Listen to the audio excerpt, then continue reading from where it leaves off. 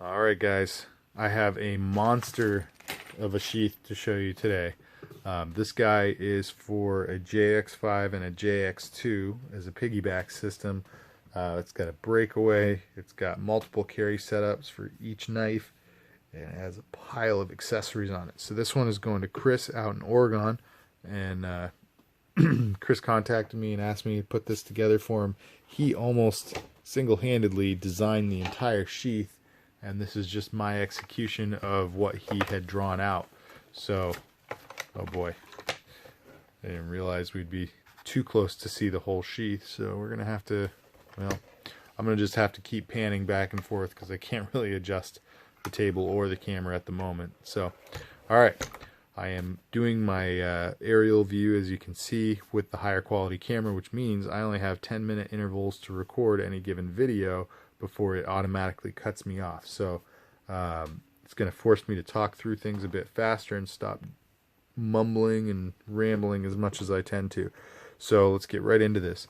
If you guys haven't checked out both of these knives before, you need to go do that. Both of these are designed by Chris Tanner, Prepared Mind 101. His channel is really entertaining, but man, the guy really does know what he's doing with knife design. I never would have thought that looking at them initially that these would be as effective and as comfortable and all that as they are, but boy, man, I'm a believer now. So, alright, anyway, what you're looking at here is a piggyback system with the universal Tek-Lok adapter. And what this does is it allows you to, so this one is extra tight. He asked me to make it really, really solid and tight. So what I would recommend for how to take this off is to don't grab the handle, grab the sheath, but grab it down below and your thumbs up top, and you can kind of assist it out fairly easily. It's smooth, just a little bit resistant, but you can see that this holder here grips to the Tek-Lok itself. And so you can slide the Tek-Lok out, separate out, and have two completely independent systems. It's carrying not only on the Tek-Lok, but also has this nylon dangler here, some logo plates on it that don't function just as a little bit of aesthetic flair, but what they do is they help to pinch the two sides of the nylon together, so it has less likelihood of traveling laterally on your belt. The color here is OD green basket weave, with coyote basket weave as the reinforcement plate and accent color. This is an SE pouch on the top here. These are really great pouches, and as you can see, I've done a plate below it. He asked me to do the plate in chocolate brown, but I threw in a layer of OD green in between two layers of chocolate, just for a little thematic continuity, and I think it looks really cool to do that and get that seamless welded edge, or whatever you want to call it, welded seam, something like that. Anyway, I really think that looks cool. There is a flashlight and a ferro rod on the main sheath, and these are holders for those same two items, so that if you are carrying the whole system and then you want to downgrade and switch to just this, you can still carry that ferro rod and flashlight here. Tek-Lok can be oriented in 3 different carry positions. You got vertical, you got canted for a cross draw, and you got horizontal carry position. Everything on this sheath can be converted to carry, except the dangler, obviously, but you can convert all of this over to the opposite side and wear this in all of your same positions. But for the left hand, or in scout carry position, it would be a right hand scout carry to have it on the face of the sheath here. So you do have the option, but you would have to take everything off and figure out, swapping it around. So it's not too hard to do, but it does take a little bit of time to do that. The draw on this is very, very nice. It is a ballistic one-handed draw for sure, and at the same time you get very good, reliable retention. So one good look here. To put this back in the holder, this is a tricky part. What you really need to do is angle it something like this. You need to just get the feet seated into the base of the Tek-Lok adapter, and then you just twist it. You force the Kydex to spread, and you just kind of push it until it, clicks down to the back. It might take a couple tries to really start to get the hang of that, but once you got it, you've got it, and you'll understand. And once it's seated in there like that, you just push it down until it bottoms out. The feet will come out here and it'll bottom out on this little saddle there. Alright, so there's that. We have an AccuSharp. I think the model is called like 030C or something like that, but this is a little diamond hone case here. And what I'm recommending, so you can take the pocket clip off, or you can fully unscrew the tail cap and then get to your diamond rod, or you can just partially unscrew it to loosen it up and have access to the rod like that. So you can pull this out all the way, use it, and then, I mean, like literally remove it, pull it out all the way, use it, and then put that back in there. But for convenience sake, I wouldn't bother removing the full system from its holder. Partly, you know, at least not by the clip, because this is really cheap metal. You'll warp it and it'll become useless anyway. Alright, moving quickly. The holder for the ferro rod is down here on the tip. You can see it is in chocolate brown. The whole sheath is done in chocolate brown with bands of OD and Coyote basket weaves over the top of it. So this guy is chocolate brown with Coyote basket weave on it. Smooth, easy draw there. And then the flashlight on it is an Olight S2R Baton 2, and he actually bought this light for this project. So you can see it is a two-way draw, but you're not going to be able to get it in there from this angle because of the curve of the sheath. So it's kind of intentional anyway that you would carry it like so up top.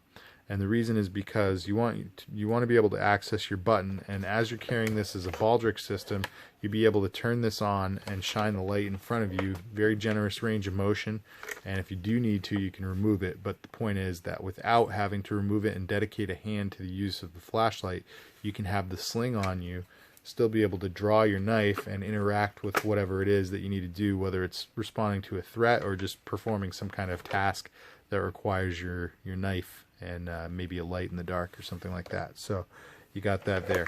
On the back we do have an Essie tin, and this guy is held on there on some molly locks. So the reason we did molly locks is and a Tek-Lok up here is because he actually has a backpack with straps that are a specific distance apart, in which will fit, you know, spanning here. So he wanted to be able to maybe clip it to his backpack straps and let this thing rock horizontally on the backpack system. So we have that. You can remove you're going to have to remove the tin if you're going to be using it with the backpack. He's aware of that. We've discussed it. And as you can see, it doesn't look like there's space for the heads of these two molly locks to go through. But what you do is you just have to brace the sheath, and you can pull this off. It's not super hard to do. And to get it back on, you just have to make sure that those little hooks loop underneath the Kydex there, and then you can just kind of wiggle it down into place, close it back up. I'm going to address the concern right now that I know a lot of you are having. Isn't this system really thick? Isn't it really wide? Isn't it really heavy?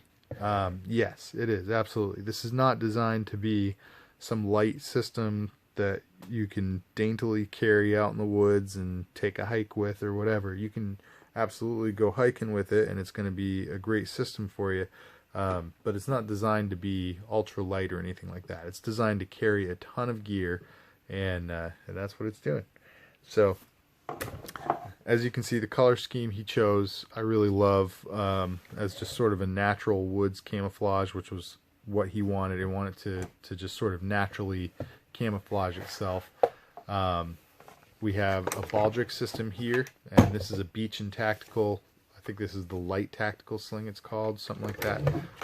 This is the first time I've handled Jacob's work, but man, really just beautiful work, super rugged, and I'm actually collaborating with him right now. He's going to custom build me something, and hopefully we're going to design and perfect this item so that we can actually have him start selling it. So you have to stay tuned for that. I'm going to have to figure out a way to splice this video because there's no way I can fit this all in 10 minutes. So stand by, and hopefully I'll come back with the other half of this video. Alright, so God willing that worked, and we are at the other half of this video. But as you can see, there is also a nylon dangler up here. The D-rings are being shared by the dangler as well as the baldric sling, and down here there's just that one isolated sling.